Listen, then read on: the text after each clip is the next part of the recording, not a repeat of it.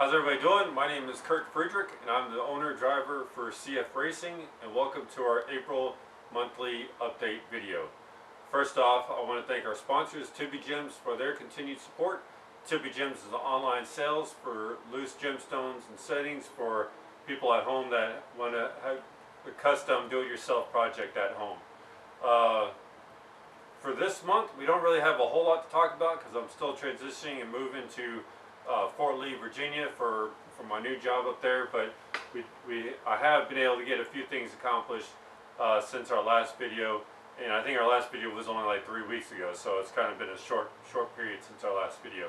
But first off, I'm going to go a little bit off script from hitting the notes, and we're going to talk about the trailer. I've been commenting about the trailer, how we are raining, but I'll run out here real quick in the rain. Lou can stay in here where it's dry.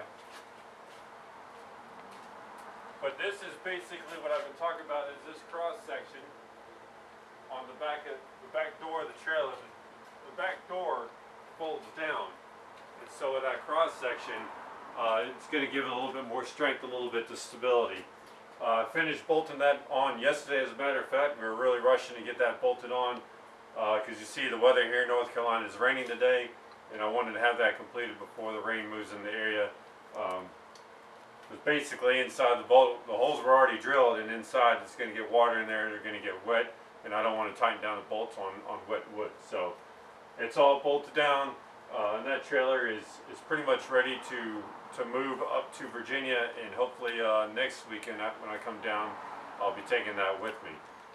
So that's the finished product of that. We've been talking about it the last few videos, and there it is. I think it came out pretty well. So now we're going to go back on script and start hitting the notes. So first we'll start here in the back, start with talking about brakes. Well, if you can step over here and I'll show this right here. We have installed the safety wire on the brake disc. So still not considering the brake disc installed or the brake hub installed until we get the brake calipers on and seat the brake disc left and right where it belongs. But you can see right there, with a little bit of light on there, we do have the safety wire now installed on the brake disc. Let's see, what else have we got here? Brake pads are on the brake calipers, the brake pad bolts. We've got the brake pad bolts cleaned and installed, and after getting those installed, we have the brake pads installed as well. Actually, I probably should scratch that off because we're not done with the brake pads. We still got to adjust them. So I'm probably going to scratch that off the list of things to do. Because we're going to, once we get the calipers on there and get the disc seated left and right where it's going to go, then we got to adjust the brake pads in or out where they go. So we're going to scratch that and say that they're not installed. This is the brake caliper shield. It's finished being painted, so it's pretty much ready to install. What we got here on the master cylinder? We've removed the master cylinder piston and the master cylinder piston spring. This is the brake rod. We've cleaned the brake rod. We've also cleaned the brake rod clevis on both ends. They're on, but we're not considering them installed yet until we get the master cylinder on there and brake pedal on and adjust it where we need it. We've also got the brake pedal grip cleaned, so that's ready to be installed once we repaint the brake pedal. Chassis. Let's move on to the chassis. This is the steering upright post. We've painted it. I'm not considering installed yet. We haven't tightened down this jam nut yet, but we will be soon, and then we'll be able to consider that be installed. We have tightened down the jam nut on the lower steering rod end, so that is now installed. The AccuTow steering lock. This is the steering block. We're not considering that installed yet because we haven't tightened this guy down yet. But the steering lock, which is this piece here and the pin right here, that is now installed. And with that, we've also preset the toe. So now that we have the axle on here bolted down, we were able to line up straight and run our toe gauge on the right side of the chassis, and then set the toe left front and right front. We will have to reset the toe again once we get all four wheels on it, get it level, and reset and set the camber. Once all that's done, we'll be able to set the toe again. Or finish setting the toe, I should say. Drivetrain. You can see we have the axle in place. With the axle in place now, we've been able to finish tighten down and installing the axle bearings. It's been pretty nice. Kind of not with the chain wobbling around on there. And then the axle bearing cassette caps, those are installed. Once we finish, also like with the chain, we got to adjust that left and right once we get the motor on. A few more things before we consider the axle being installed. And then let's talk about some safety stuff, which is pertaining to the seat.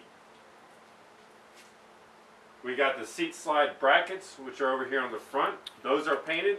We're not considering those installed yet. I'll get to that in a minute. The seat struts are painted, and then the seat strut bottoms are painted. We'll talk about that. That's one of the upcoming things that we're working on right now. It's 2 weeks ago, when last time I was home, I spent about an hour out here trying to adjust these brackets and adjust the seat. And the seat is one of the most critical things to install on the go-kart. So I'm not satisfied with how it is right now. When we get it up to Virginia, that's one of the first things I'm going to start working on, is finish getting the seat installed better than it was last time. Because like I said, it's one of the most critical things that you can put on the kart. And yeah, like I said, we didn't have a whole lot to talk about on this video. That's pretty much it. Going back to state of operations, this is actually going to be, after this video, we're going to transition from racetrack preparations to race shop movement. Directly after this video, I'm going to take this kart off the stand and start disassembling this stand, and hopefully take this up to Virginia this weekend. So yeah, that's pretty much all we got for this video. The next one should be at the new location up in Virginia. Again, I want to thank our sponsors, Tibby Gems, for their continued support. We are looking for additional sponsorship help if anybody's interested in getting a little bit more brand exposure for their business. And remember, when you don't just put your name on our kart, we consider you a member and part of our team when you sponsor with us. I also want to thank our help. I do have to say thanks to my son Thaddeus, Tad.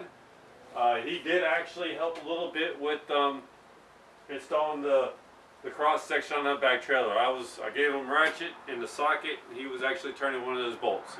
Not for very long and not for very far, but he did do it, so I want to thank Tad for his help. If anybody else is interested in learning some skills of the trade, and wanting to come out and have some fun working on some of these projects, let us know. We'd be glad to have the help and be able to give us some tasks to do, and hopefully go to the track and get down and dirty at the racetrack. And last but not least, I want to thank my wife Malou for filming this video. And yeah, that's all we got for this month. Next month, we look forward to seeing you guys again, hopefully from Virginia, and show you a little bit of our new shop. Till then, y'all have a good one. See you next month.